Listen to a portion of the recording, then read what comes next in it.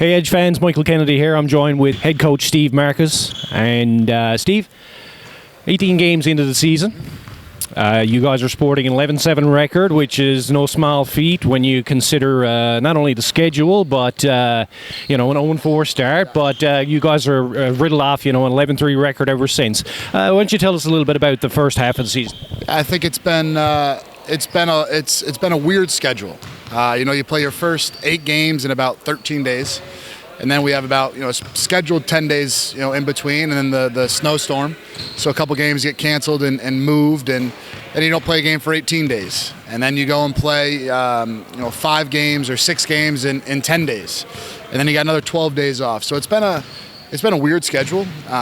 It's been difficult in trying to stay creative in practice and keep the guys engaged, and that's the toughest part. You want to play live, and there's no one up here to scrimmage. There's no one up here to play a competitive game outside of ourselves. So we're looking forward to getting back on the road, but just most importantly, looking forward to playing games and having officials and having fans in the stands. And there's no better feeling than going on the road and winning in somebody else's building. And we got a big 6-game chance to do that, and we're looking forward to it. Yeah, so the month of February was really kind to you guys. Compared to how the season started, what do you think was a little bit different?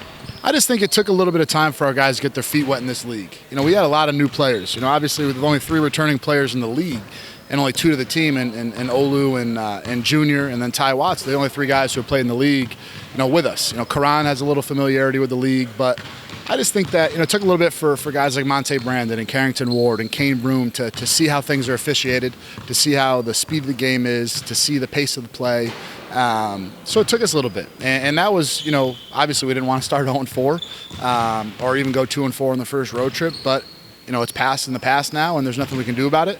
But it just took our guys a little bit to get their feet wet and get acclimated within this league. You mentioned Monte Brandon and Kane Broom. Halfway through the season, there's some chatter around the league about awards and who's potentially in the running for some of these awards. Monte, for example, definitely top of the list when it comes to the 6-man award. So what does he mean to the team? I think he means so much. We're not playing for awards. We're playing for one award at the end of the season, and that's what we've strived for since day one. Obviously, if the accolades come, the accolades come, but that's not why we do it. We bring Monte off the bench because we like his defensive intensity with our second unit. We're not bringing him off the bench to try to win a 6-man award, or bringing Kane off the bench to try to win a 6-man award. We think that's the best role for them right now for our team. But I think they've been great. Once, like I said, those guys getting acclimated in the league and figuring out how the officials call the game and getting to the free throw line and getting comfortable, and it's been fine. So those guys have been great. They're great guys off the court, which is the most important thing to us. We couldn't be happier with our 11 guys that we have on our roster right now. And in terms of Kane, he alluded to the fact a couple of times that he had to get his feet wet in the league, like you said, get a feel for the style of play, and he's been basically lights out ever since. You say awards don't matter, but he's definitely in the running for Rookie of the Year. Myself and you spoke prior to the season, and I remember quite vividly you saying this guy is going to be in the running for Rookie of the Year. Yeah, I think that he's always been an explosive scorer. If you look at his 2 years at Sacred Heart, before he transferred to Cincinnati, he scored over 1,000 points and I think he was top 3 in the country in scoring as a sophomore. And then he goes to Cincinnati, which is a step above level-wise, or maybe even 2 steps above. And he has a great career at Cincinnati, playing for a great coach in Mick Cronin. And we always knew Kane could score.